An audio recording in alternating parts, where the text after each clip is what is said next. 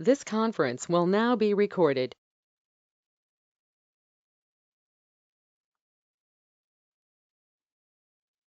In yesterday's session, we were discussing about what is ingress controller and what is ingress resource. Using ingress controller and ingress resource, we should be able to route the traffic to the Kubernetes services. All the external traffic can be routed within my Kubernetes cluster that can be controlled using this ingress resource and ingress controller. And also I can configure my TLS or SSL certificates at a ingress level. Now, let's try to discuss about another important concept in Kubernetes called RBAC. RBAC, role-based access control. What do you mean by this role-based access control? What is the full form of this RBAC? RBAC stands for role-based access control. It's all about authorization. It's all about authorization. Who can do what within a Kubernetes? Who can do what within a Kubernetes cluster? So we have a Kubernetes cluster. Lot of people will access the Kubernetes cluster, like developers will access the Kubernetes cluster, DevOps engineers will access the Kubernetes cluster, testing team also will access the Kubernetes cluster. Does everyone will have a same access level in the cluster? Does anyone can do whatever they want to do, like creating a namespace, deleting a namespace, setting the resource quotas, updating or deleting the applications? Does everyone will have a same access level? No. So we need to grant the permissions based on the requirement, based on the roles of that person, that I can control using RBAC in Kubernetes. So RBAC is a way to define who can do what within a Kubernetes cluster. Like as we already discussed in AWS also, who can do what within AWS, which resources they can create, modify, delete, all these things. Can we control using IAM in AWS? Like IAM has a policies concept, that permissions, if that permissions is attached with some person or some group or some role, based on that permission, that person or that system can manage the access.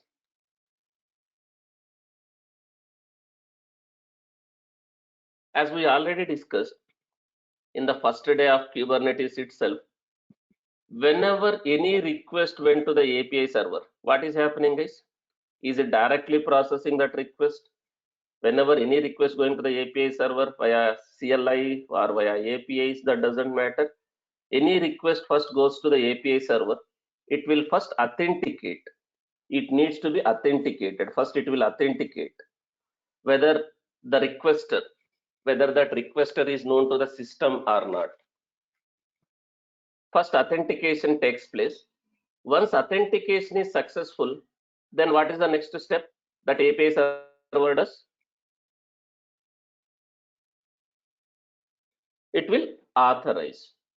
It will authorize in the sense, it will make sure that that person or that system or that person is allowed to execute that action, allowed to perform that action or not. So whenever any request sent to the API server, first it will authenticate, then it will authorize. But does Kubernetes has its own authentication database, authentication system? No. Kubernetes will not have any authentication system, which means this is my Kubernetes cluster. I have a API server.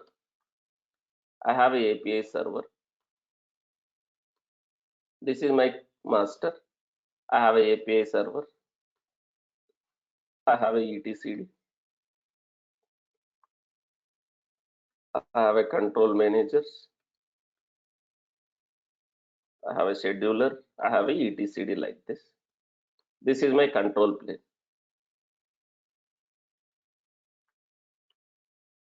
This is my control plane.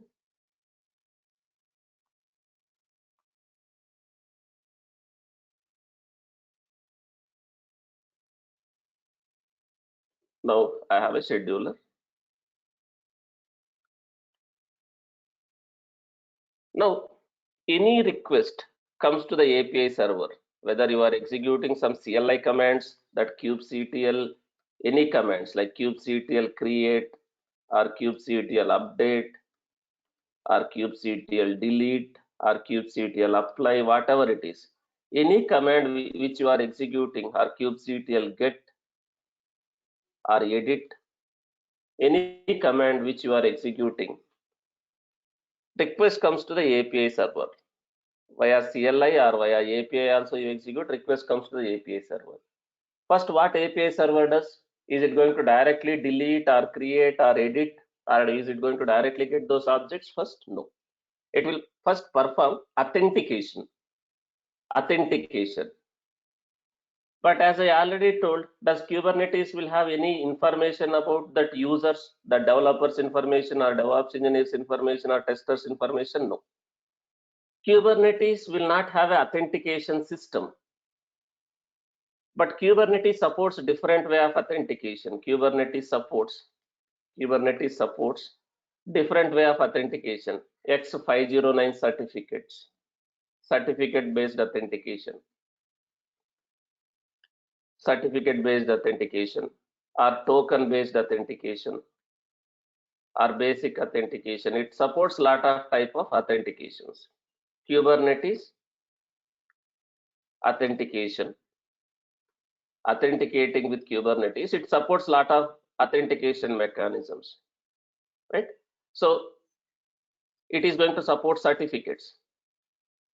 The client certificate is enabled by this option. I can, while starting the API server, we can enable that option. Then using those certificates also, whatever certificates issued by that Kubernetes cluster, if I use those certificates in my client side, whenever I am executing a kubectl commands, request is going along with those certificates, that API server will validate that certificate based authentication, or we can use a token based authentication. Or we can integrate with external identity providers using this OpenID Connect or OAuth 2. I can integrate my API server with external authentication systems like LDAP. I have a Azure Active Directory.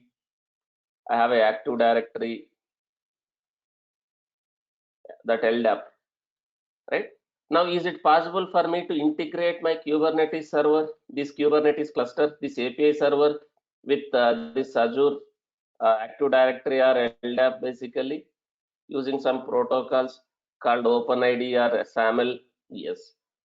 Now, if I integrate this API server with the third-party identity providers like LDAP or Azure Directory, whenever I'm executing kubectl commands, whatever username or whatever user, what user I configure this kubectl, does request goes to API server? Does API server will check whether that user exists in that authentication system or not? Yes. So it will authenticate. The way we integrate other tools like Jenkins, LDAP, Jenkins or SonarQube or Nexus with LDAP, is it possible to integrate Kubernetes also with LDAP for authentication system? Yes. It supports different way of authentications. While setting up the cluster itself, you need to customize your API server. You need to provide all the authentication mechanism details while configuring the API server. While starting the API server itself, you can use all these options. If you want to integrate with LDAP, you need to use this OIDC protocol by providing all the details, your OpenID connect URLs, all these details you can configure. So API server will authenticate with that LDAP for authentication. Otherwise, we can use X509 certificates, that certificate based authentication. If you guys remember, when we started the self-managed Kubernetes cluster, when we initialized the self-managed Kubernetes cluster, when I configured a kubectl, if you observe, is that kubeconfig file has certificates, client certificates. If you observe that kubeconfig file, so whenever I am executing kubectl commands, is that certificates also getting passed along with request to the API server? Is API server is validating that certificates, because that certificates are issued by API server only. So it is trusting that authentication. Now I can integrate with LDAP also if I have a LDAP. Now I am using a EKS cluster. I am using a EKS cluster. Is that EKS cluster is already integrated with IAM? Is that EKS is already integrated with IAM? If you observe, when I created a EKS cluster, I configured the kubeconfig file. In that kubeconfig file, do I have some kind of a token based authentication, IAM tokens? In the current kubeconfig file, whatever I have in that client system, in this client system, whatever kubeconfig file I have,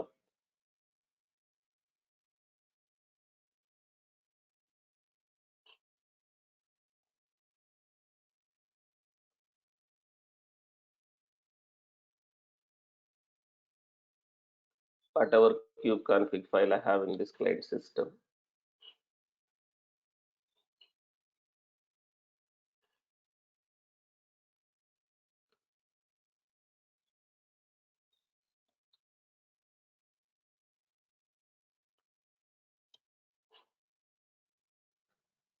if you see, I have a kubeconfig file in the kube folder.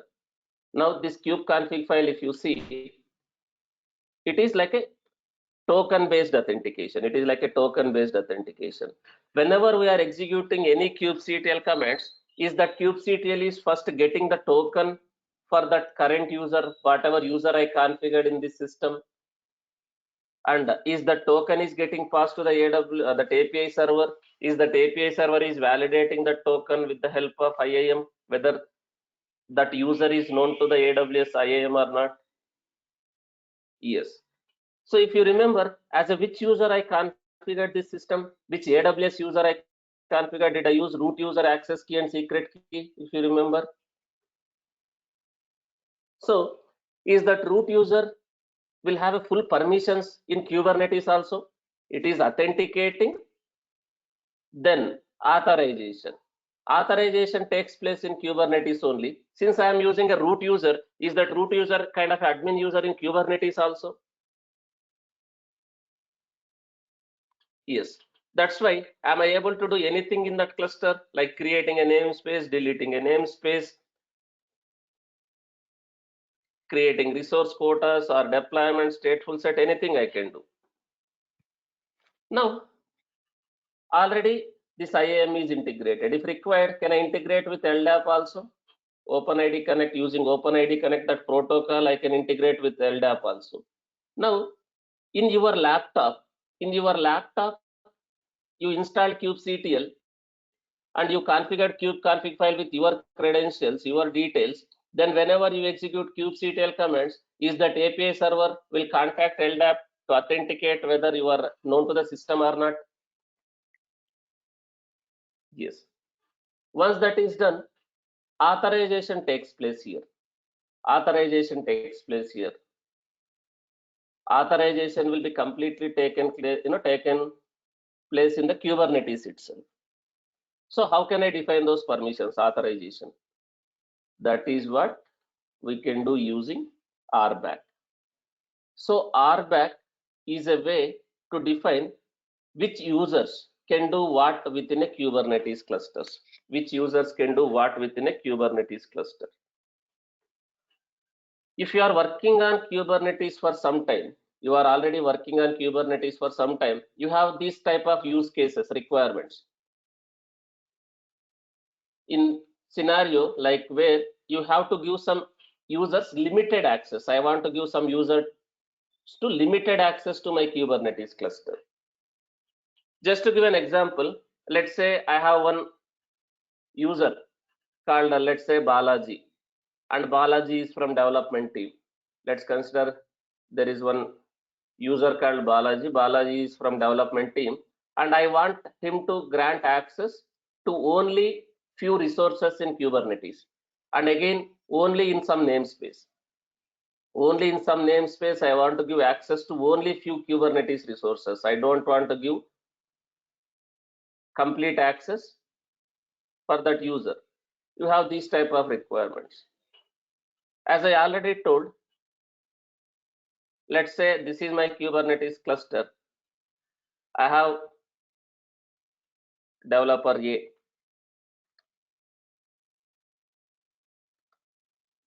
and I have developer B. Now, when developer A is trying to access this Kubernetes cluster, I don't want developer A kind of a full permissions. I don't want to give full permissions like he cannot create a namespace, he cannot delete a namespace, he cannot delete the deployments, he cannot delete the volumes. He can just get the volumes, view the volumes. I will give only create permissions, but I will not give delete permissions. If you have these type of requirements, that we can achieve using RBAC. And again, at a namespace level also, let's say this developer A is working on some project A or team A. He belongs to team A. Now, for team A, we created some namespace. We created some namespace. Let's say the team is working on products. Let's say that is one e-commerce application. The team is working on product microservices. We created one namespace. Now, this developer can access only the Kubernetes resources in this namespace. I don't want this developer to access the resources which are in another namespace. Let's say this developer B works on team B. He is working on different, like maybe order related microservices. Now developer A can only view the objects in this namespace. He don't want to get the details in this namespace. I don't want to give permissions on this namespace. Do you have these type of requirements?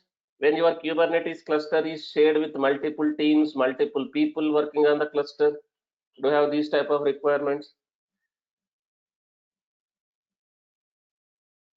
Yes. And again, for this developer, I don't want to give full permissions again. He cannot delete the namespace. He cannot delete the deployments. He can just only view or create and update.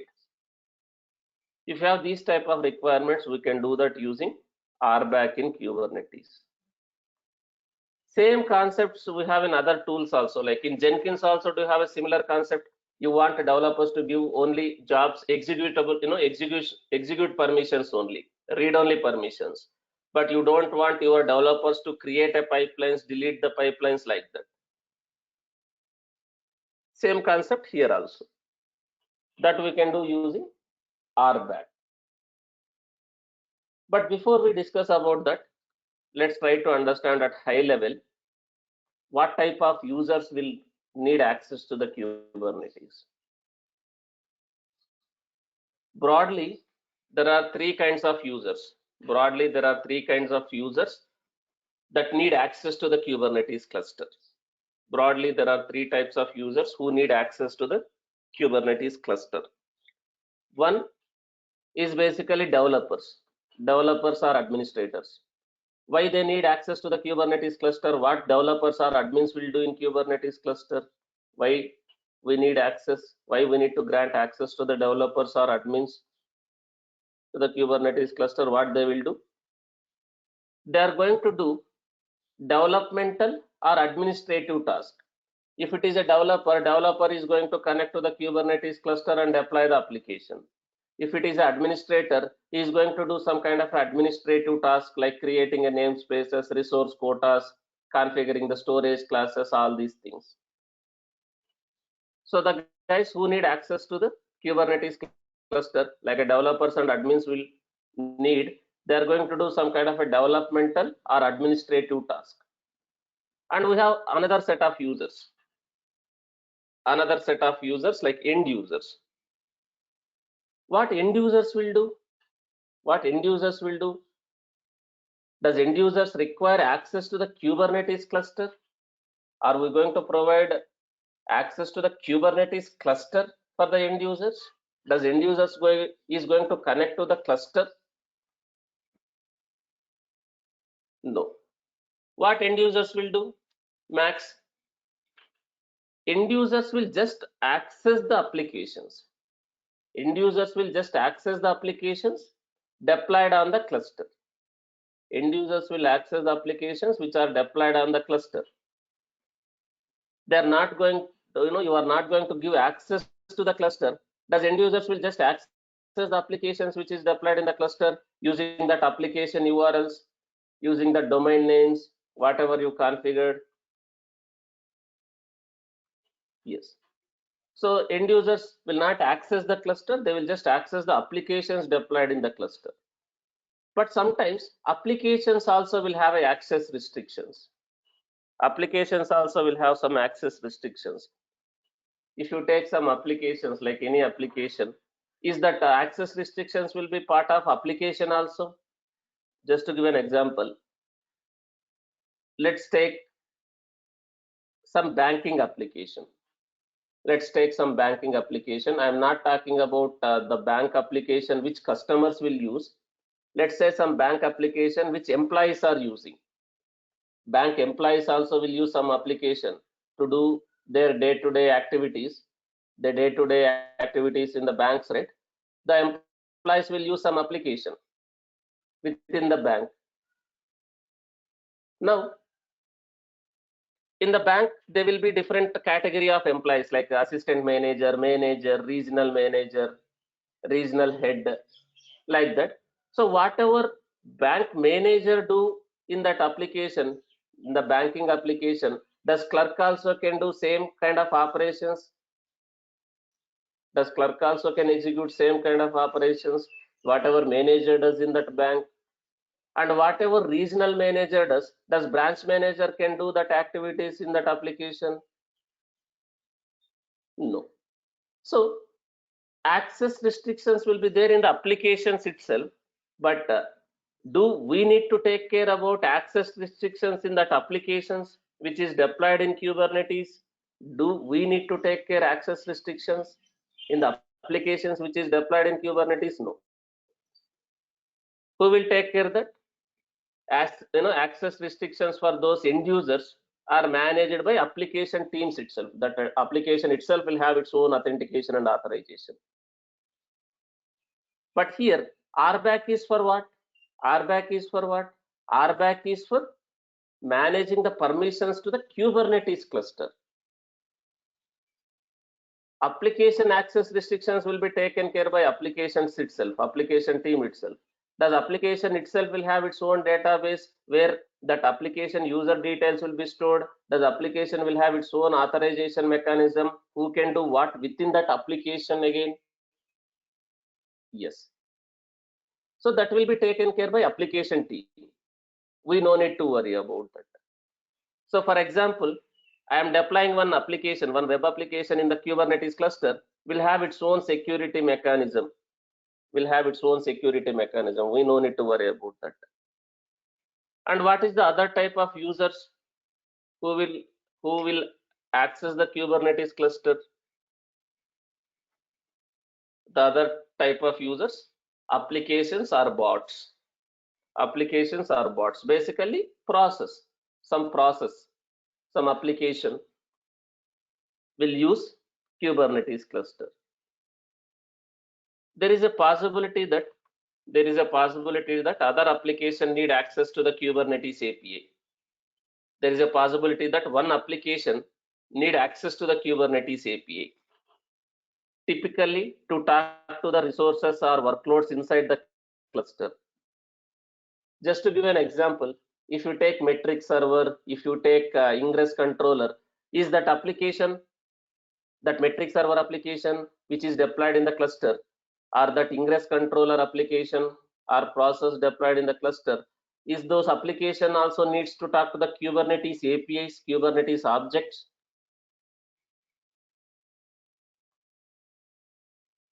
Yes. How we are facilitating that? How we are facilitating that? How we are managing the permissions to the applications or bots which is deployed in Kubernetes cluster to access the Kubernetes API? Are we facilitating using this service account concept? If you remember, did we created a service account? For that service account, did I created a kind of a roles and role bindings so that that process, that application is able to communicate with Kubernetes APIs. To make things simple, let's relate this to AWS. In AWS, one server, one service, AWS service, let's take one AWS service need to manage access to the other AWS resources. How we are doing that in AWS? Are we creating some kind of a concept called role with policies? IAM role, IAM role. We created one IAM role. We attached the policies to that IAM role. If that role is attached to the server, is that server is able to manage? Is server is able to access those resources based on the policies attached to that role? Similarly here, one application or process need access to the Kubernetes APIs. Are we creating a service account? Are we attaching some permissions to that service account? Are we attaching that service account with pod, that application? So it is able to manage the access. Sometimes in the interviews also they are asking this question. Sometimes in the interviews they are asking this question. What is service account in Kubernetes? When do you need a service account? When do I need a service account? If one application need access to the Kubernetes APIs, typically to talk to the Kubernetes APIs or objects in the cluster, can I use service account concept? Yes. So we have these two types of users, but this category of users, are we going to give access to the Kubernetes cluster? Does end users will access the cluster? No. But developers and admins, or applications or bots, yes. So we have these type of users. Now how can I manage all these things, access to the developers or administrators or applications or bots? Using RBAC concept. So RBAC in Kubernetes is based on the three key concepts. RBAC in Kubernetes is based on the three key concepts. One is verbs, other one is API resources, other one is subject. Verbs, API resources, subject. So verbs, API resources and subject. What is this subject? Subject is nothing but the subject can be user or groups or service accounts. The subjects are nothing but this can be a user or group or service accounts. What do you mean by verbs here? What do you mean by verbs here? Permissions. Verbs, set of operations, set of permissions that can be executed on resources. Set of operations, set of permissions, kind of a create CRUD operations. CRUD in the sense create, update, delete, read, kind of a permissions. Set of operations that can be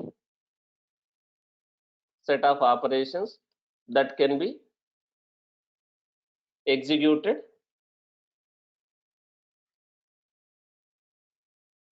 on resources. What do you mean by resources here? What do you mean by Kubernetes resources here? Can I call all these things as a Kubernetes resource? Pod, service, namespace. Can I call all these as a Kubernetes resources? Namespace,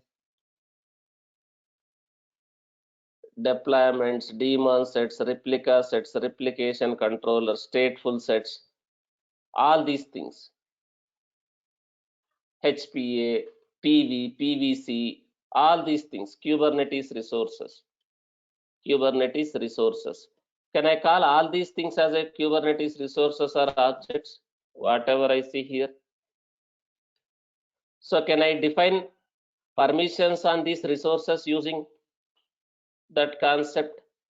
If required, can I grant permissions only to the pod, only to the deployment, or only to the daemon sets? Again, only read-only permissions or update permissions or delete permissions on all these Kubernetes resources, including this role, role binding also one Kubernetes resource.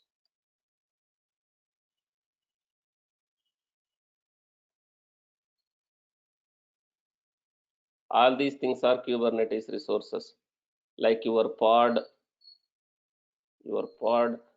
deployment,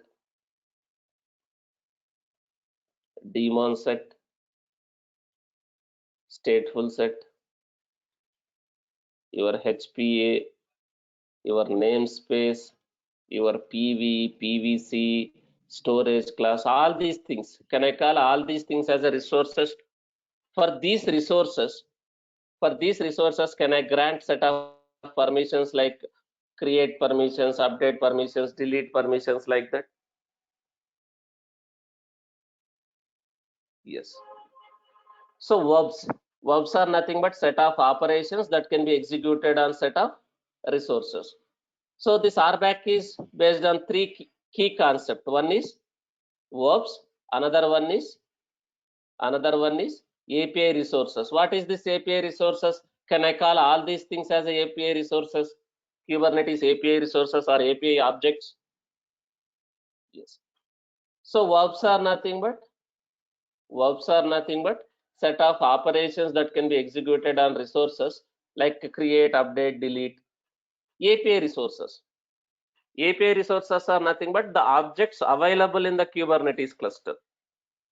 The objects available in the Kubernetes cluster like pods, services, nodes, deployments, replica sets, other things.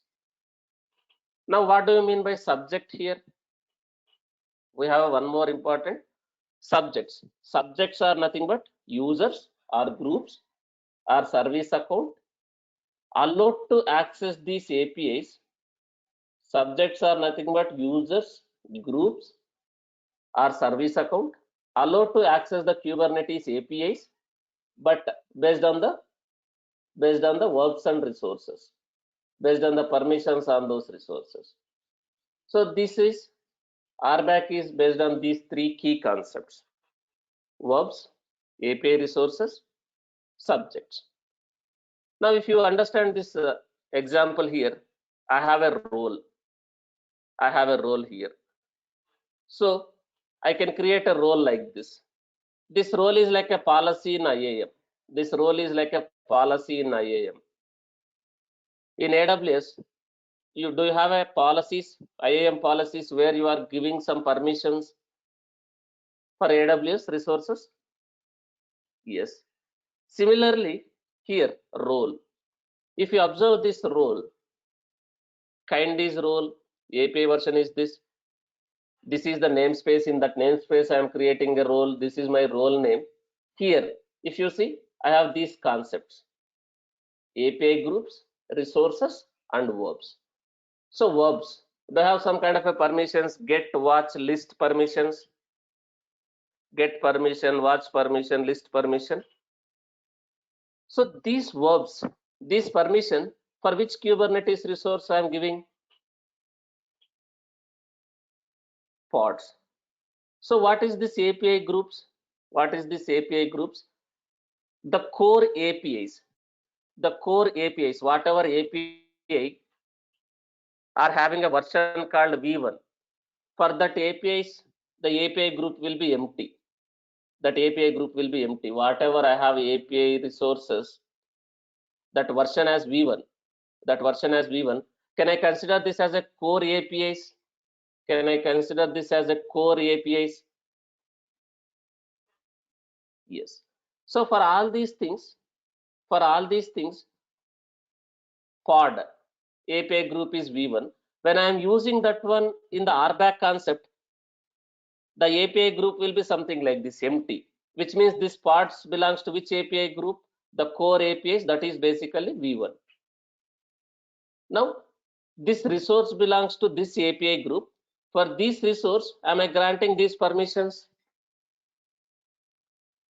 This resource belongs to this API group.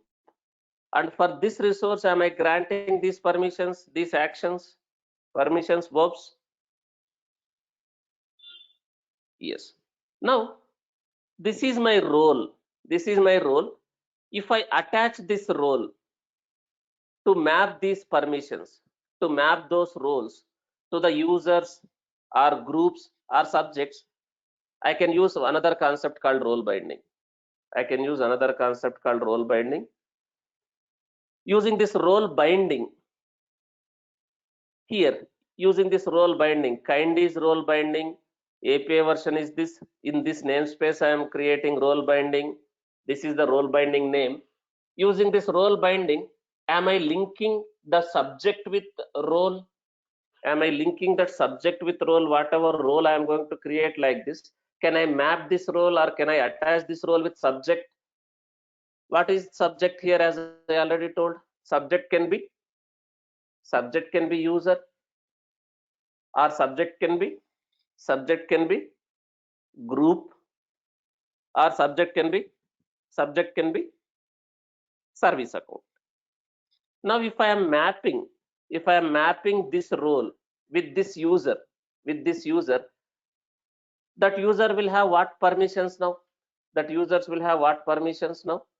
Is that user have a permissions only for pods? Only for pods?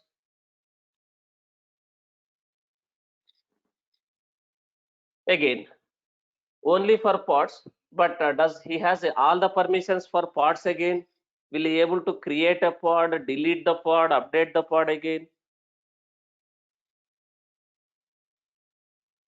No. Only get permissions.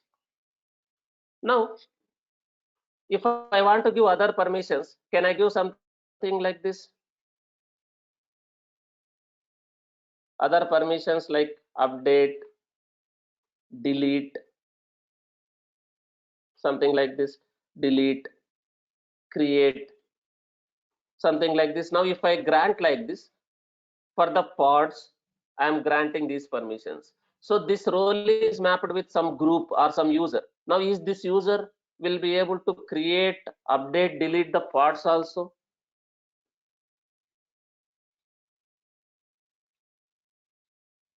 Yes. Now only for pods.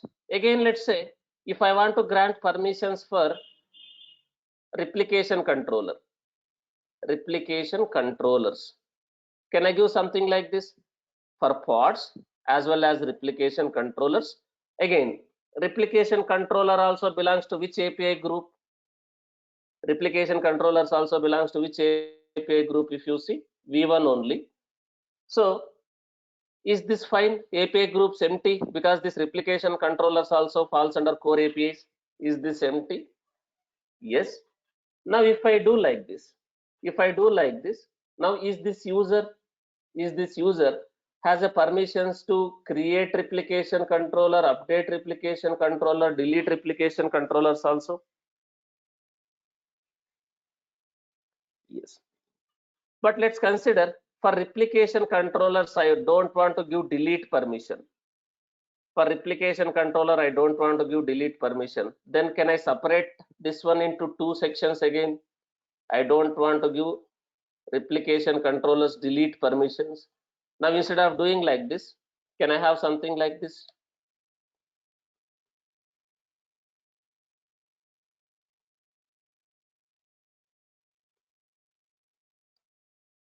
Can I have something like this?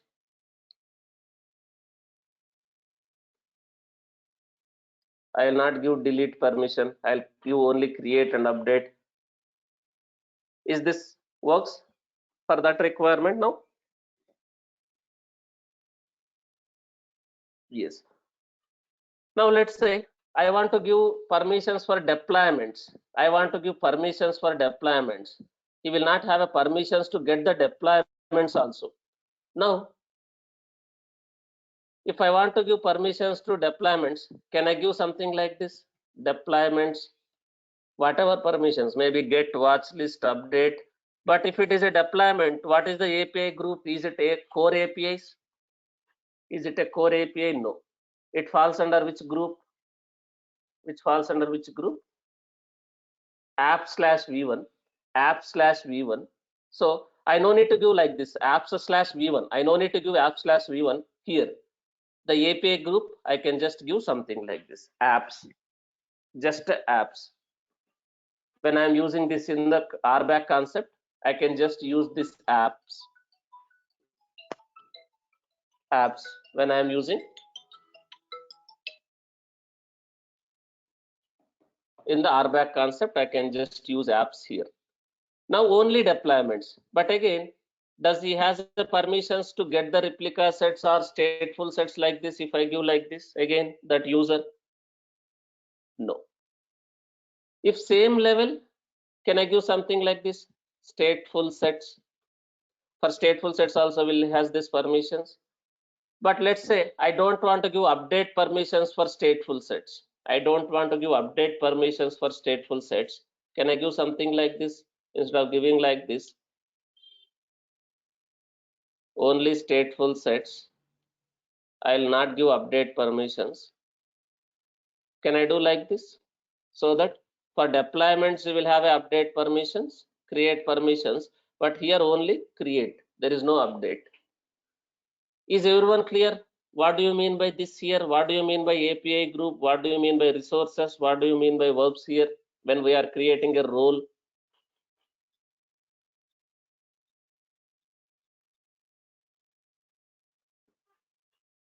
Now,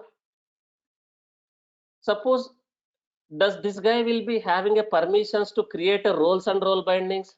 Now, this is one role. I am attaching this role with some user. I am attaching this role with some user. Does this user will have a permissions to create or update or delete the roles, role bindings again? That user, whatever user I am attaching, is that user will have a permissions to create the roles, get the roles, update the roles like that again? No. If that user need to have a permissions for roles, role bindings also, again, do I need to give like this? If that user requires permissions to create, get, update the roles, role bindings, do I need to give something like this? That role is also one Kubernetes object.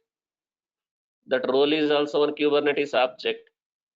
This belongs to this API group. This belongs to this API group.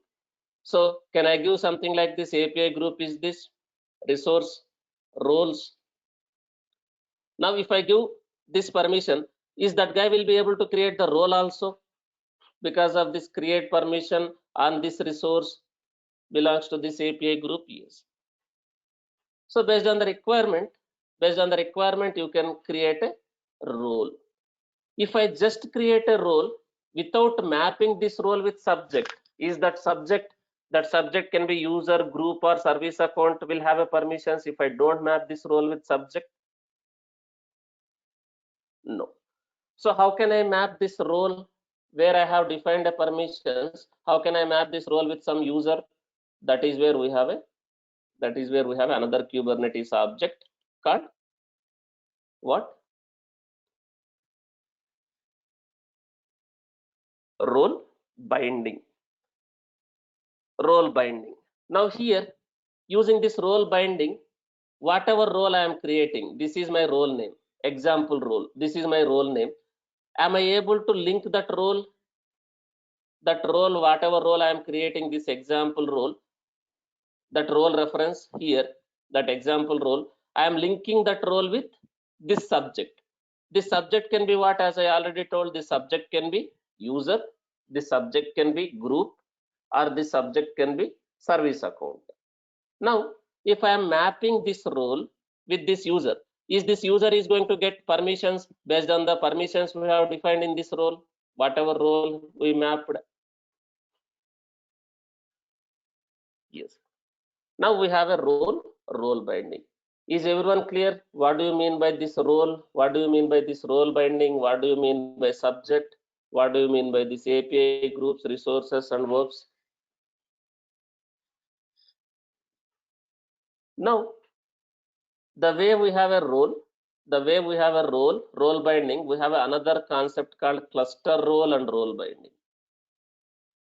Cluster role and cluster role binding. Cluster role and cluster role binding. If you see the way I have a role, and role binding here, do I have a cluster role and cluster role binding also? If you observe there, the way I have a role and role binding, do I have a cluster role and cluster role binding also? Now, sometimes in the interview, if they are expecting a Kubernetes resource who is strong in all the Kubernetes concept, they will ask this question. What is difference between role and cluster role, or role binding,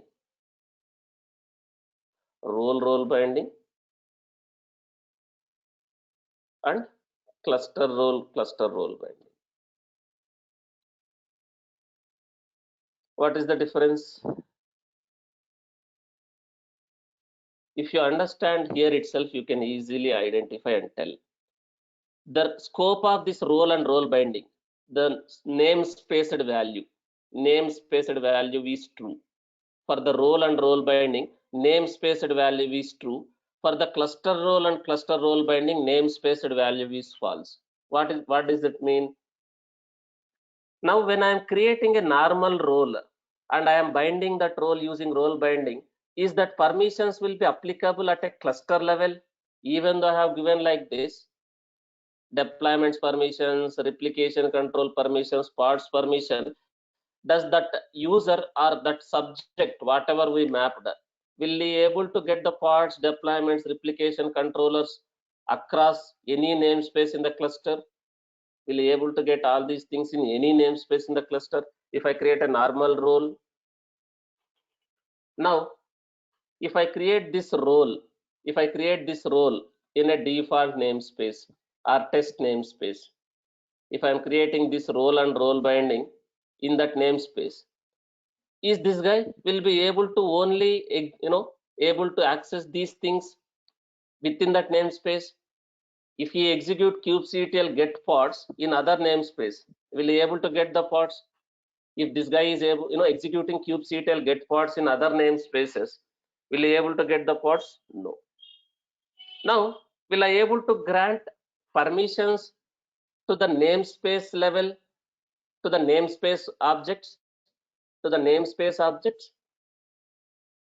Yes. Now,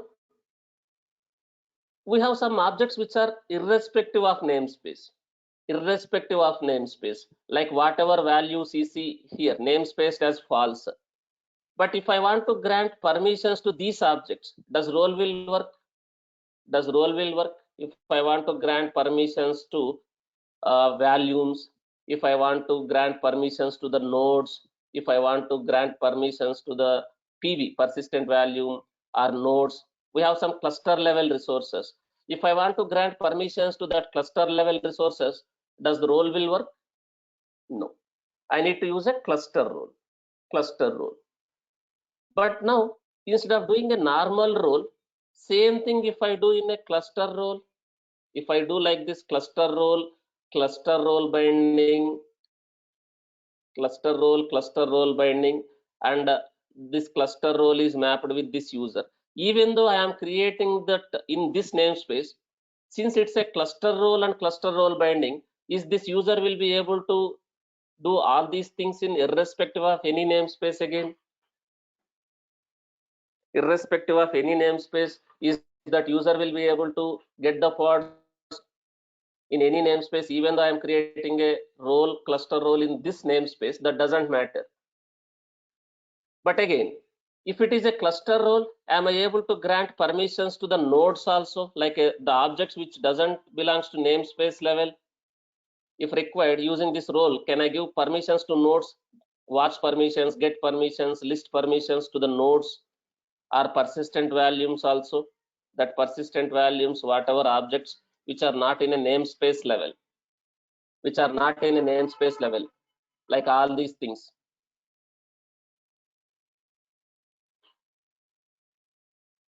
So is that possible at a cluster level to grant the access to the cluster level resources, and irrespective of namespace, I can access all these things? That is possible using cluster role and cluster role binding. Now in this use case, this developer A belongs to team A, this developer B belongs to team B. This guy should not be able to get anything in this namespace, and this guy should not be able to access anything in this namespace. For this user, what concept I need to use? What permissions? Cluster role binding, or role binding?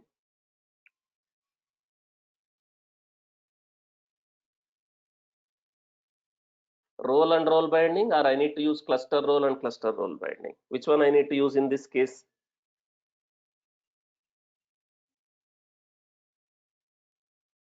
Role and role binding. Now I have some administrators, I have some DevOps engineers, For the DevOps engineers, I need to give kind of admin access. Now, can I create a cluster role like this? Again, can I give something like this? API groups star, resources star, verbs star. Can I give something like this, that cluster role? And is this cluster role like kind of admin role? Can I map this cluster role with that subject, that user, like this? Now, is this guy, this guy might be Balaji, Mithun, whatever it is. Does this guy will have a full permissions? API groups star, resources star, verbs star, and again it's a cluster role. Again it's a cluster role. So does that guy will have a full access?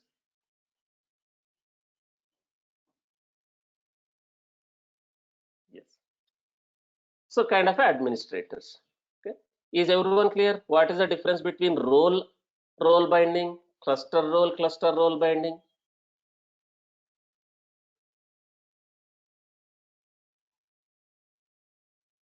Now, as I already told, can I create a users or groups within Kubernetes, guys?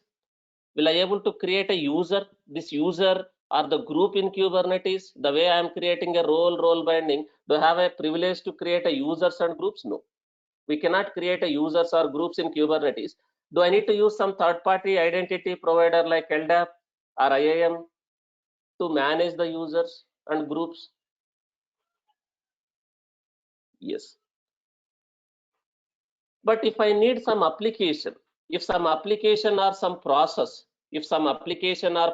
want to access Kubernetes objects within the cluster, I am deploying one application. That application need access to the Kubernetes APIs, kind of a process or bot. Then can I create a service account in Kubernetes? We already use that concept.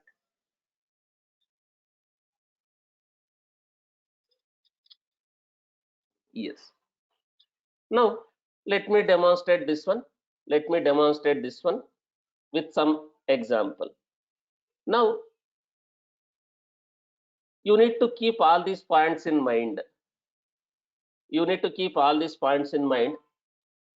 Once you create a binding, you will not be able to edit its role reference value. Suppose you created a role binding, and you mapped with this user. You cannot edit once it is created. If you want to really edit this one, what needs to be done? You need to delete that binding and create again. Suppose with this user you created a binding. Now I want to change with other user. I want to map this with other user. If you just modify and apply, it will not take place. You need to delete that and again create that. That you need to keep in mind. Kubernetes uses RBAC to control access levels to its resources depending on the roles and cluster roles. As I already told, roles and cluster roles use API, namespaces, verbs, resources. Roles works within the constraints of what? Roles works within the constraints of a namespace. It will work within a namespace level.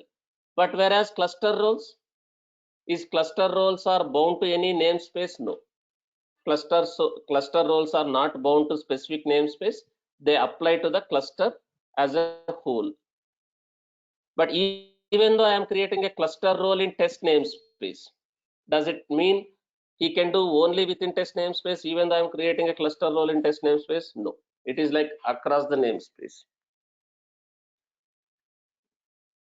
Now, let's take this use case. Since I don't have any LDAP or identity provider, I am not integrating with any LDAP. And this document, whatever document I have created, this document I have created keeping in mind that we will generate a certificates, and use those certificates in a self-managed Kubernetes clusters or Kubernetes clusters which is created using kops. I have prepared this document to create a kind of a certificates for user and use those certificates instead of root certificates. I have prepared this document keeping in mind that this document works by referencing the kops cluster, But now I am not going to follow this way. I will use EKS cluster. We already have a EKS cluster. Is that EKS cluster is already integrated with IAM? Yes. Now I will leverage this IAM concept. Now let's say I am Balaji. I want to connect to this EKS cluster. For some developmental activities or troubleshooting I want to do. I want to connect to this EKS cluster. Now, this is my local laptop. Will I have a root credentials as a Balaji? Will I get a AWS root credentials to configure AWS in my laptop? AWS CLI in my laptop. This is my laptop. I am in my laptop terminal. Now, as a Balaji, do you have a root credentials in AWS to configure AWS with root access? No.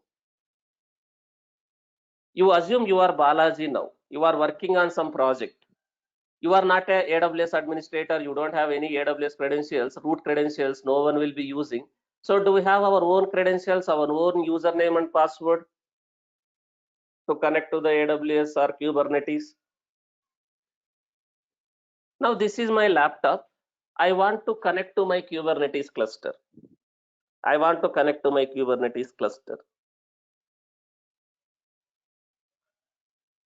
Now, since I created a public and private endpoint access, if I have a kubeconfig file in my local laptop, will I able to connect to that API server from internet also? Yes, but in real time, you are going to have a private endpoints unless until your system is also part of same network, maybe via VPN. Your system also connected as part of the same network. Then only you can access your cluster. Even though you have a kubeconfig file, if your system is not part of the same network via VPNs, will you able to access your Kubernetes cluster even though you have a kubeconfig file? No. There should be a network, which we already discussed. Now, since I have created a public and private endpoint access, if I have a kubeconfig file here in my local laptop, will I able to connect to that Kubernetes cluster? Do I have a network connectivity? First, network is important. Do I have a network connectivity from my laptop to that API server? Since it is a public and private endpoint, if I have a kubeconfig file, do I have a network connectivity? Network connectivity is important first. Then it comes to authentication and authorization. Now, this is kubeconfig file. Now, if I just have a AWS CLI installed, will I able to get the kubeconfig file? I have a AWS CLI installed in my local laptop. If not, you can also install AWS CLI. If not, you can also install AWS CLI. Now, this is my EKS cluster.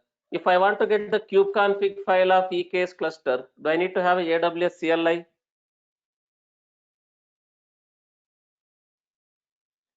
Now, if you are using Windows laptop, if you are using MacBook, will you able to install AWS CLI?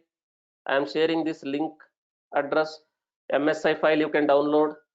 That MSI, Microsoft installer file you can download to install AWS CLI. Download that MSI file, double click on that MSI, click on next, next, next. AWS CLI will be installed in your Windows system, 64-bit Windows system. Now, once you have in AWS CLI installed, you go to command prompt. In your Windows laptop, do you have a CMD? That command prompt, the way I have a terminal in MacBook, you have a command prompt. Go to that command prompt and execute this AWS -" version. You should be able to see the AWS CLI version. Now, if I just have a AWS CLI, will I able to get the kubeconfig file by executing this command? Now let's understand AWS concepts as well as Kubernetes concepts. Now I'm executing AWS EKS list clusters -region AP South 1. Now if I just have AWS CLI list clusters, there is a typo, list clusters. Now if I just have AWS CLI, does it mean will I able to get the cluster details, get the kubeconfig file of that cluster?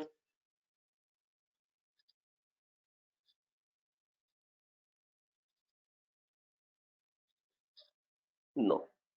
Now, do I need to configure my AWS CLI as a Balaji here? Now, if I have to configure, do I need to use my own access key and secret key in AWS? Again, AWS also will not have a root access. Let's say you have some IAM user. Your AWS is already integrated with LDAP, or your AWS is already integrated with LDAP. Will you able to generate access keys and secret keys for your username in AWS? You logged in with your credentials in AWS. Will you able to get your access keys and secret keys in AWS? Yes. Now, I don't have any LDAP integrated here also. Can I leverage this IAM users concept? I already have one user called Balaji. Here, IAM user. Can I use this user access keys? Balaji, this is my credentials, my secret key, my access key. If you don't have IAM user, you can create IAM user here. You can create IAM user. If you don't have IAM user, you can create IAM user like this. Let me delete all these things.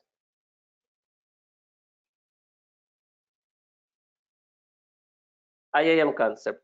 If you don't have IAM user, if you don't have any IAM users, you can create.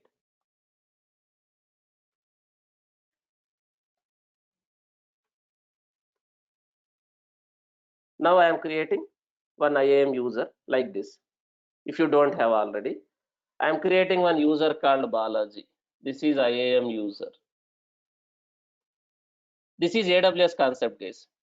This is AWS concept, nothing to do with Kubernetes. Now I am creating one IAM user.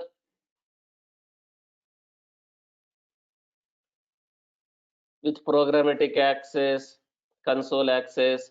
Now while creating a user, I can attach to some group or some permissions. As of now, let me don't attach any permissions. So who will do this? AWS administrators. This is AWS administration concept. Now, this is nothing to do with the Docker or Kubernetes. Now I can attach to some group If I don't have a group, I can create a group and attach, or I can directly attach policies to that user, whatever policies. For now, let me create some group. This is nothing to do with Kubernetes. This is AWS concept. I am creating a group. For that group, I am attaching some permissions like this. Some permissions, AWS permissions. And for now, I am just attaching some permissions like this.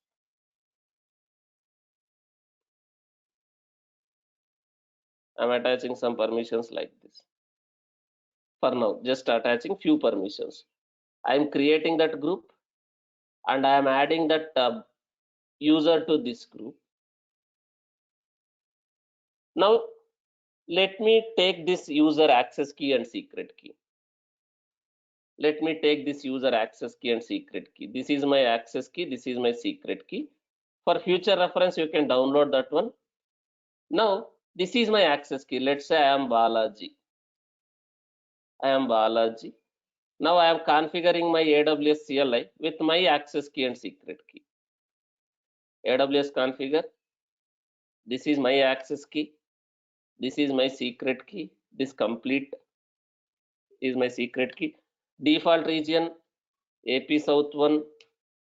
Preferred format is supports table format, JSON format, text format. Now I configured AWS concept here.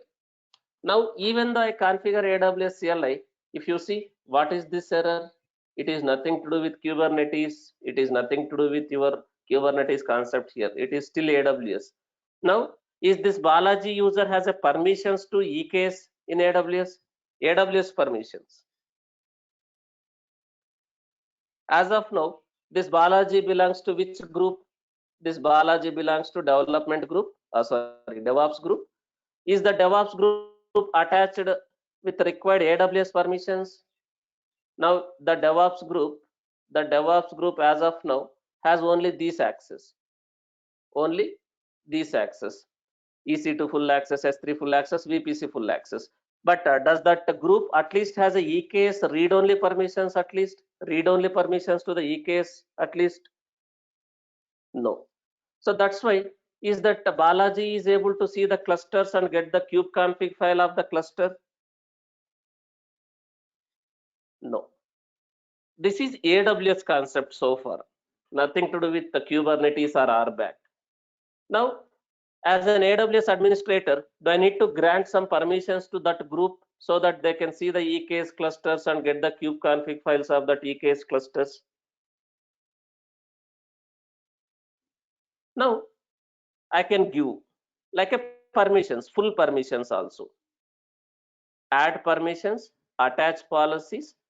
Here, can I give something like this? EKS full access. 1 second. EKS. Let me search with EKS. So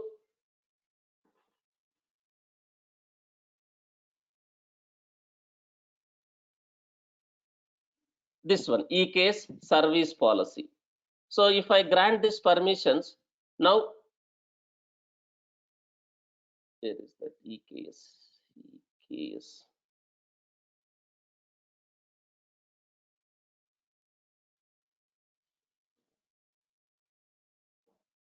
Now I can create another policy. I'll create another policy, custom policy, because this doesn't have that policy. I'll create a custom policy. I'll create my own policy. Now I'm going to click on this create policy because that doesn't have that EKS policies. I'm going to create a custom policy. I click on this create this custom policy. I clicked on that create custom policy. Now here I'll choose service as EKS because I want to grant permissions to the EKS. Then if this is a DevOps team, for DevOps team, if DevOps team is responsible for creating and managing the EKS clusters also, can I give all actions, all EKS actions, like not only just read and write? If I want to attach this to DevOps team, and if DevOps team is responsible for creating the cluster, updating the cluster, managing the EKS clusters, can I give this AWS permissions, EKS permissions to the DevOps team?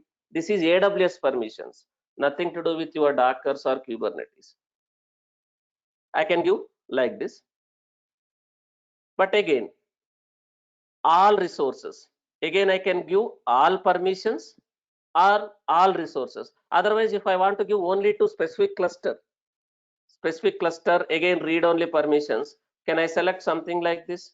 Just read only permissions, and again instead of selecting all the clusters, can I give only access to specific cluster only? If I have a multiple EKS clusters again, is it possible for me to grant EKS permissions to specific cluster by providing the ARN of that cluster?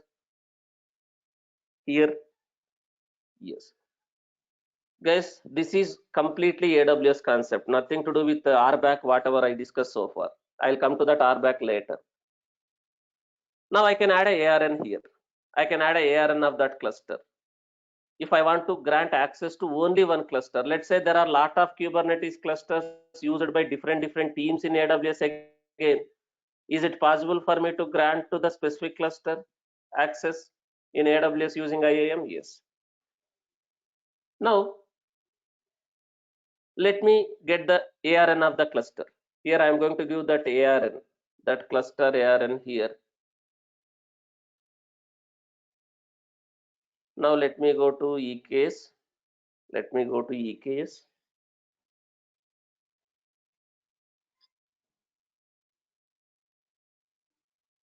This is AWS concept, nothing to do with Kubernetes. Again, don't get confused here what I am trying to do here.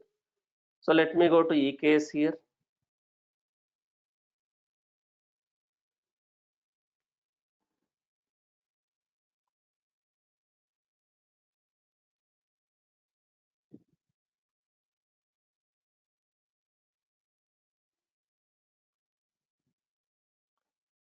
Now I have some clusters. Now it is switched to this region, but I have a cluster in Mumbai region. Let me switch back. Now I'll get the ARN of the cluster. Now this is my cluster. This cluster has a ARN. Let me go to configuration. This is the ARN of the cluster. Cluster ARN. I'll go to the cluster. I'll go to the configuration. This is the ARN of the cluster. As we already discussed in AWS, what is ARN? You know. Now I am copy pasting that complete ARN here. Now I am giving this list permissions only to this cluster. If I have lot of other clusters, again, whoever has this policy attached, will they able to get the other cluster details and other cluster kubeconfig files? Whoever this policy attached in AWS? No. But instead of doing like this, if I give all, if I have a lot of Kubernetes EKS clusters, will they able to get the cluster details and kubeconfig file of that clusters again? Yes. So based on the requirement in AWS, we can create a policy like this. Now I am giving a specific policy. EKS cluster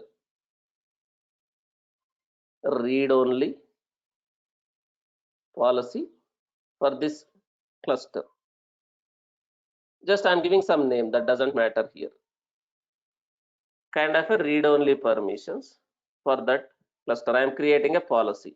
Now can I attach this policy to that group where Balaji belongs to? AWS permissions. Now I'll attach this. I'll refresh here. Now I will attach this. One. Whatever I have created now, I am going to attach to this group where Balaji belongs to. I selected that one, click on add permissions. Now this is DevOps group. DevOps group has this policy attached. Only read only permissions again, where Balaji belongs to. Now as a Balaji, now will I able to see the list of clusters available? Only that cluster again I can see. Now am I able to see that cluster? This is AWS concept. Now if I execute AWS EKS, that update config command, this one, update kubeconfig command, AWS EKS update kube config, hyphen name, this is the cluster name, hyphen region, in which region you have, even though you don't pass the region, what is the default region we configured in AWS CLI when I executed AWS configure? AP South 1 only. That will be the cluster name, the region name. Now, since I have a AWS permissions, read-only permissions, am I able to get the kubeconfig file of that cluster? Now, do I have a kubeconfig file in my cluster? I mean to say in my local laptop. Again, is it kind of a token-based authentication? Now, whenever I execute kubectl commands, is it going to get the token of Balaji? As a Balaji user, I configured this AWS CLI. Am I going to get the credential, the token, Balaji user token? Is the token will be passed to the API server for authentication? Yes. Now, I just have a kubectl configured. One more important, if you understand the concept, right? Now, this Balaji has a read-only permissions. But if this Balaji executes this command, will he able to delete the cluster, guys? Using AWS CLI, let's consider he is executing this command, delete cluster. Will he able to delete the EKS cluster even though he has executing this command?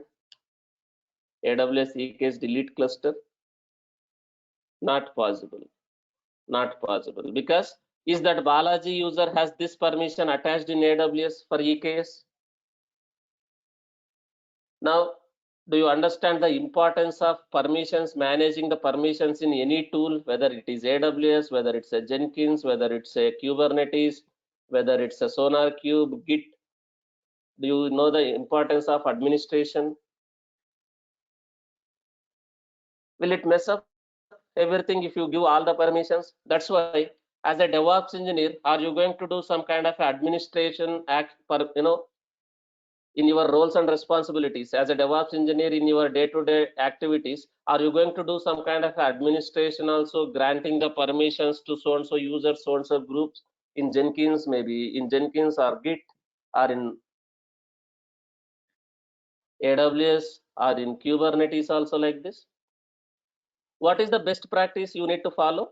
You need to grant least privileges. You need to follow the least privileges principle. You need to follow least privileges principle. What do you mean by least privileges? You need to give least permissions. Unless until there is a requirement, then you grant the additional permissions. Now, since I have given least principle here, least permissions, is this guy is able to delete the cluster knowingly or unknowingly he is executing? Knowingly or unknowingly he is executing this command. Does the cluster gets deleted because of that least principle? No. So this way you can manage access to any Kubernetes or any AWS or any Jenkins resource also. In Jenkins also you have this concept. In Jenkins, will you able to grant permissions to specific jobs, specific folders, again execute permissions, create permissions like that, again read-only permissions also use. Now, since he has a read-only permissions, he cannot delete the cluster. Now he is able to get the kubeconfig file. Kubeconfig file. Now, when I am executing kubectl get nodes, since it's a public endpoint, from my laptop, am I able to reach that API server? Am I able to reach this API server? Basically, if you see, this server indicates API server. Why there is some endpoint like this? Because AWS is managing multiple control planes, multi-master in the background. Is AWS is having multi-master in the background? Yes. So in front of those multi-master, are they having some kind of a load balancer? That load balancer you cannot see. That load balancer you cannot see in your account. This is kind of a load balancing in front of that control plane. Do you have a load balancer for your API servers? Because this EKS has a multi-master, multiple API servers, multi-master setup. Do you have a load balancer in front of those API servers? Yes. So this is kind of a public endpoint access. Do I have a network connectivity from my laptop?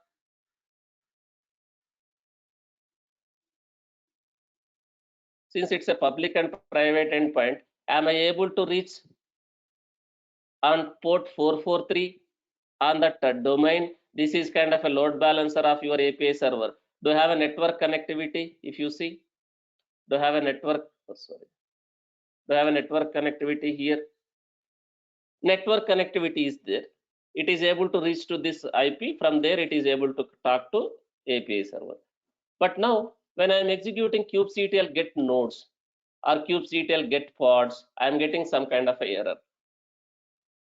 I am getting some kind of a error because this user needs to be integrated in EKS. This user needs to be integrated in EKS. Authentication itself is not happening. Authentication itself is not happening. I think I have explained what is this verbose -v option, version 7, V8, V9, something like this, it is there. Now, if you see in the background, that kubectl is making API call. That kubectl is making API call to the API server. Is the API server is responding with some status saying that 401? If you see the response code, this is the response body which I am getting from API server. Why this is happening? Because this user has to be integrated with EKS. Now, let me go to another shell. I am opening another terminal here. Now, let me connect to other AWS server. Let me connect to other AWS server where I have a kubectl configured with root credentials. Where I have a kubectl configured with my root credentials, admin credentials. Let me connect to that server. Let me connect to this server. This server is configured with AWS root credentials. It already have all the permissions. Let me connect to that server. So here that is able to talk to Kubernetes cluster. That EKS cluster API server, that EKS cluster API server is using one config map. Whatever API server we have in that EKS cluster, it is using one config map for authentication. There is one config map called AWS authentication. So that API server is internally using this authentication config map for authentication. As of now, that user is not integrated in AWS this auth. Now, as an admin,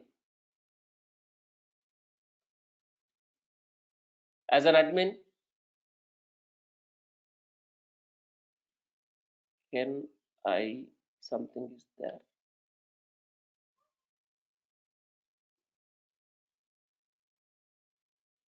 There is one way to check, one second. There is way to check whether you have a permissions or not. That command I forgot. Expose, run, explain, get, rollout,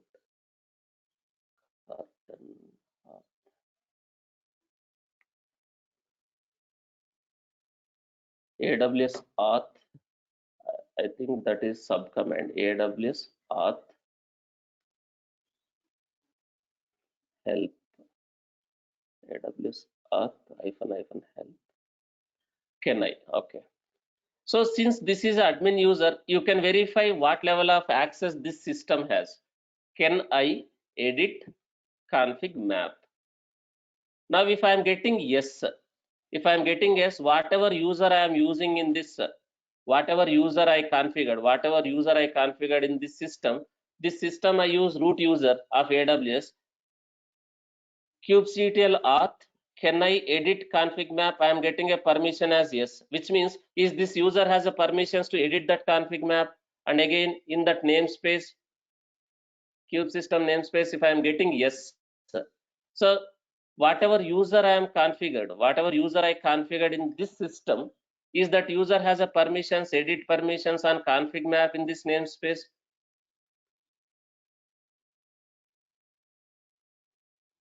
If you see this, since I configured as a root user, this AWS system, I configured as the root credentials. Now, is this root user has a permissions to the config map to edit in that namespace? Yes. So to integrate that user here, I need to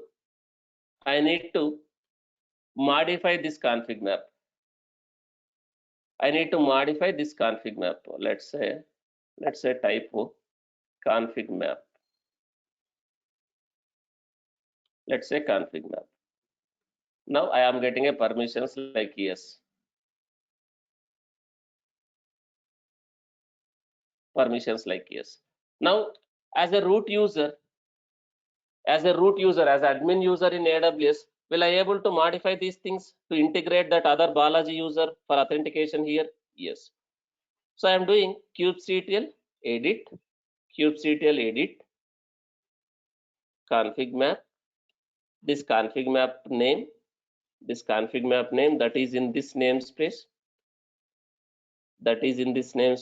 I am going to do in a YML format. I am editing that config map. Now here I can integrate that user also in this config map. Why I am doing this, as I already told, is the API server of EKS is using this config map for authentication with IAM users. Yes. So what I can do here, I can add a details like this. I can add a details like this.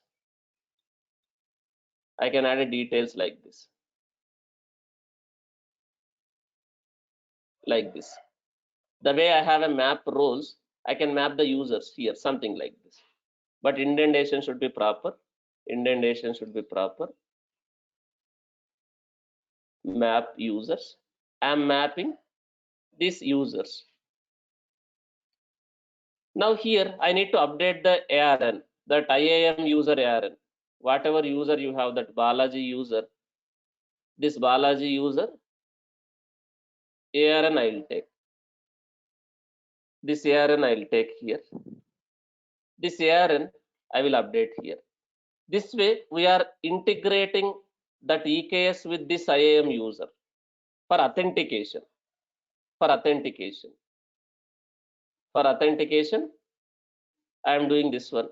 Once this is done as an admin,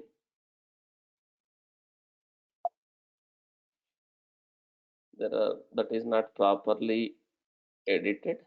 There is some issue. Let me do that properly. If you do some mistakes, it will not work. So something like this, you need to map users.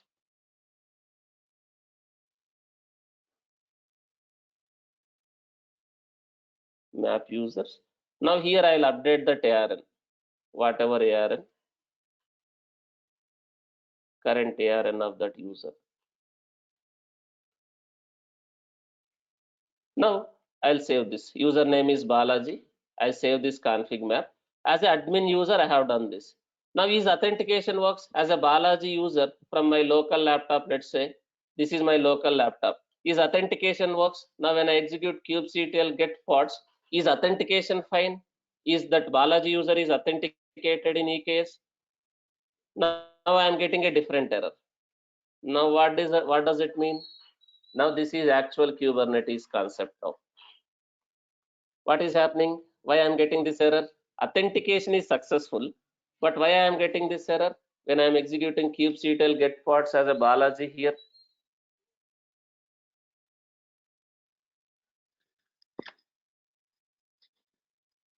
Namespace, huh? It is nothing to do with namespace. By default, it is pointing to default namespace only. But is this Balaji user has any permissions in Kubernetes? As of now, is this Balaji user is mapped with any role bindings? Did this Balaji user has a permissions to get the pods? Authentication is done, but what about authorization? Did I created any role binding for this Balaji, or cluster role binding for this Balaji?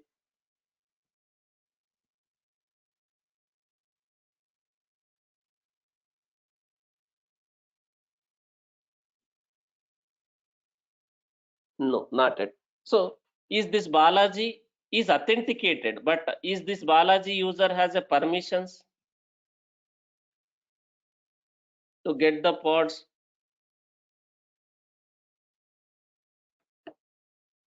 kubectl, if you want to test kubectl auth, can I list pods?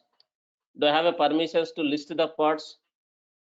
Whatever user I configured here, is that user has a permission to list the pods?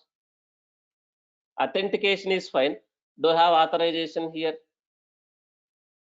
Now, do I have a permissions in any namespace? Like, let's say I have another namespace called test. Now, in that namespace also, do I have a permissions to list the pods? This way you can test. But why this is not there?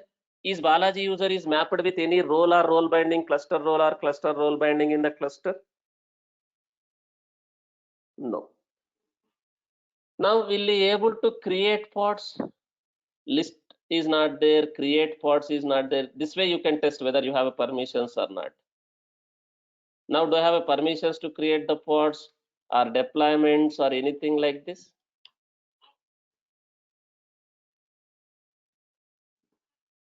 Now this kubectl is talking to this cluster. That kubectl is talking to this cluster. But again, I don't have this permission. I don't have this cluster info permissions to see what cluster. So it is talking to this cluster. It is talking to this cluster. That kubectl is talking to this cluster and checking whether that has a permissions or not. Whether that user has a permissions or not. It is getting the token. It is passing the token to this API server. Authentication is fine, but that doesn't have any permissions to create a deployments, create a pods like that. We don't have a permissions to get the pods, create the pods like that. Now, as a Kubernetes admin, can I map this user with some role binding or cluster role binding based on the requirement? As administrator of Kubernetes, can I do that?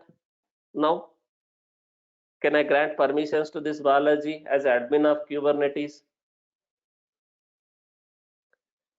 Now let me go to this system. Let me go to this system. This is admin user. Is this admin user has permissions for anything? Can I create role? Does this admin user has a permissions to create a role binding,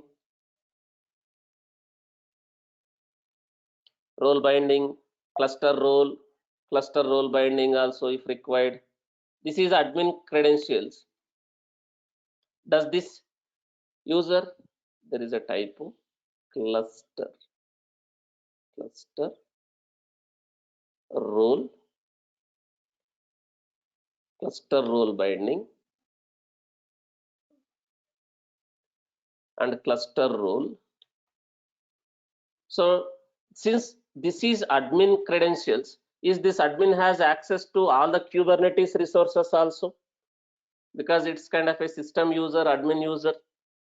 Now as admin user, can I create these things like role bindings like this, or cluster role binding? Let me create one role.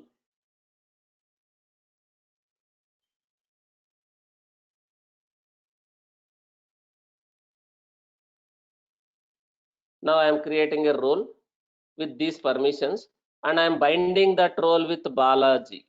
I am binding that role with this user, Balaji user. I am binding this role.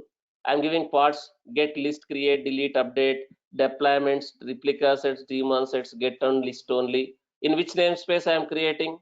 As of now, that role and role binding. Default. Now, since it's a role and role binding, Now does Balaji user will have the permissions based on the role whatever I have created for that guy here. Now when I execute as a Balaji user here, now will I able to get the pods? kubectl get pods. Now will I able to see the pods? Now when I execute kubectl get ns, will I able to see the namespaces? Will I able to see the namespaces? How many namespaces are there? If you see, why? Because did I granted permissions to a namespace object that is a cluster level resource? No. Now, when I execute kubectl get pods -n, let's say I have another namespace like test. Even though I have a test namespace and I have a pods in that namespace, am I able to get those pods which are there in a test namespace as a Balaji? No. Now in default namespace, I have granted permissions for pods, I have granted permissions for deployments. So am I able to get the deployments also? But for deployments I have created only what permissions get and list. But will I able to delete these deployments even the execute kubectl delete deployment, this deployment name? What I am getting? What do you mean by this error?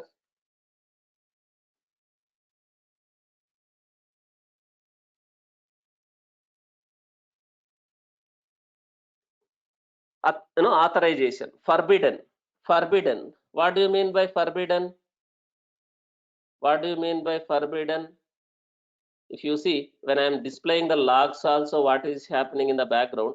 403 401 is different, 403 is different. What do you mean by 403? HTTP status code 403, that API server is responding with 403. Access forbidden, you don't have a permissions. 401 401, what do you mean by 401? Authentication itself is failed. But is this user known to the system? Is this Balaji is known to that EKS? Is that Balaji is known to that API server? Yes. But you don't have a permissions. That is 403. HTTP status codes are important, guys. If you understand 401, 403, 401 error, right? Authentication credentials are not correct. It lacks valid authentication. 401. 403. What do you mean by 403? Forbidden. It indicates that requested resource is forbidden. You don't have a permissions to that resource. Now, do I have a permissions to delete the deployment as a Balaji when I execute like this? No. Now, if you see, I don't have a permissions to PVC also. When I execute kubectl get PVC, do I have a permissions like this PVC? Persistent volume claims. Do I have a permissions to see? Do I have a permissions to see stateful sets? If I have any stateful set or stateful sets? No. Now, if that user really requires, does Kubernetes admin has to grant the access? Does that Kubernetes admin has to really grant the access? Suppose if he has to have a stateful set permissions also. Now, something like this.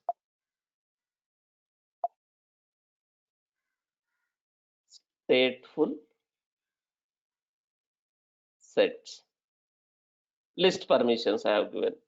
Let's say there is no permissions for services also. This user doesn't have a permissions to see the services. As of now, if we execute kubectl get svc or service, is this user has a permissions to see the services, Kubernetes services?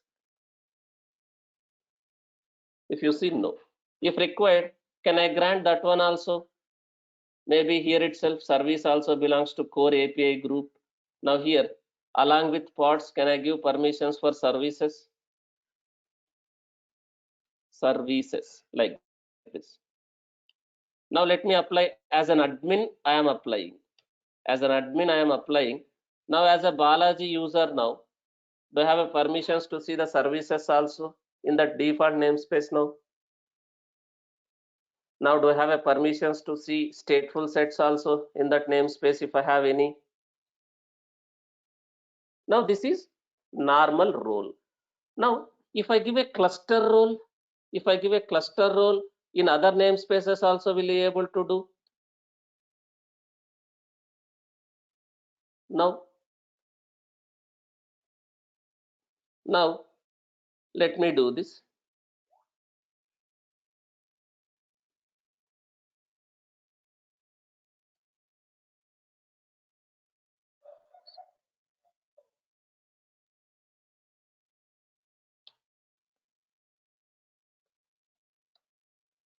Now let me change this to cluster role. Kind is cluster role. Now let me give something like this, like admin, full access. Now here, if I give something like this, API groups star, resources star, like verbs also star, like a admin user in Kubernetes. Now this is cluster role, and I am going to bind that role.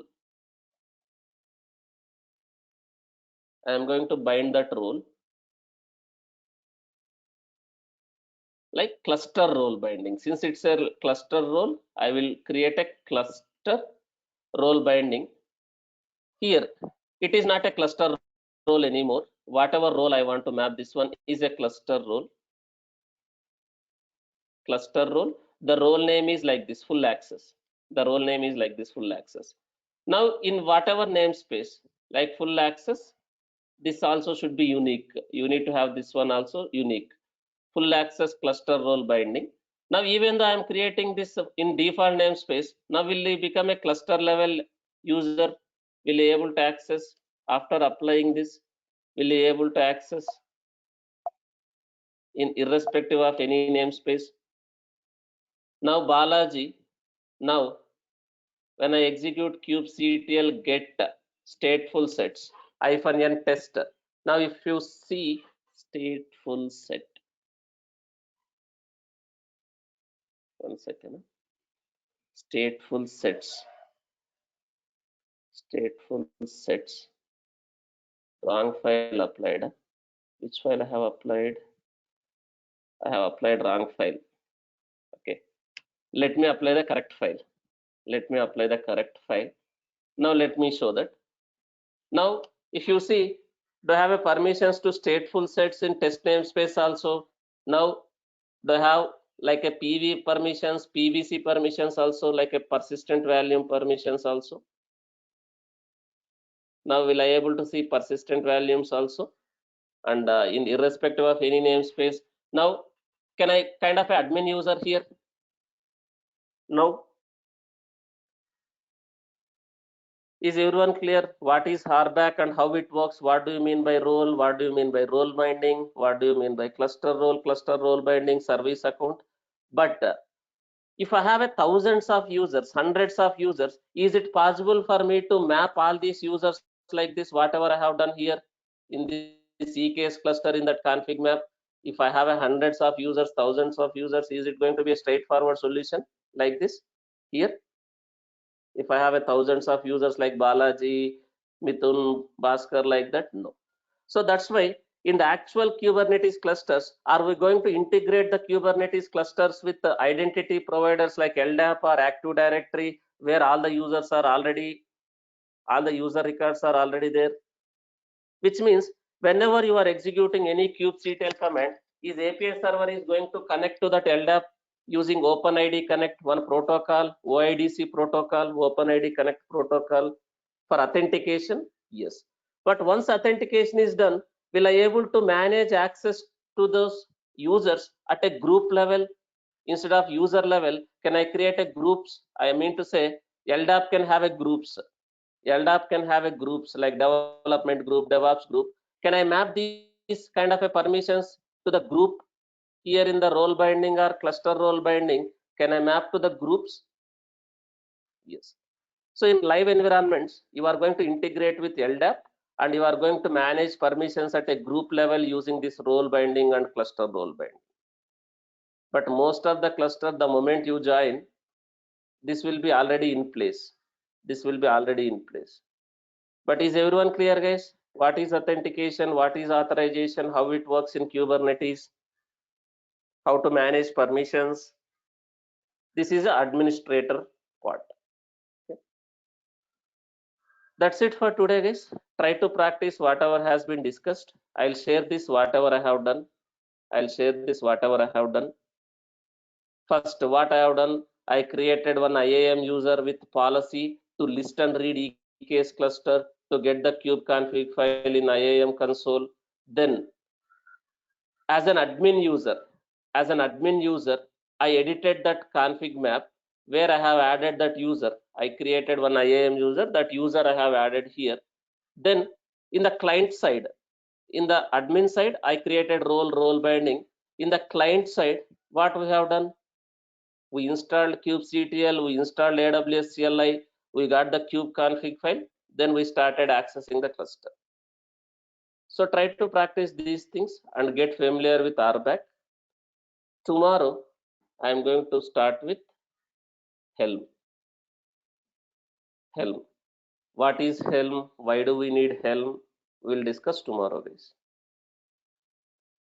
Any questions? If you want to ask, feel free to ask. Unmute yourself and ask if you have any questions. Otherwise, I'll continue tomorrow.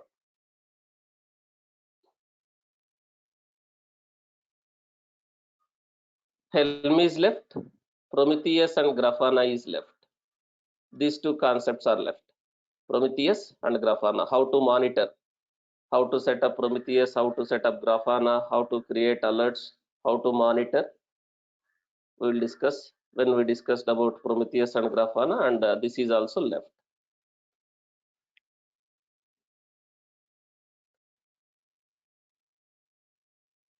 If you don't have any question, I am good to close the session. If you have any question, feel free to ask. As I already requested, kindly share your valuable feedback. Whoever not yet shared your feedback, kindly share your feedback. I see only few people has done that already. Whoever has not yet done, kindly share your valuable feedback. Thank you, guys. I'll continue tomorrow.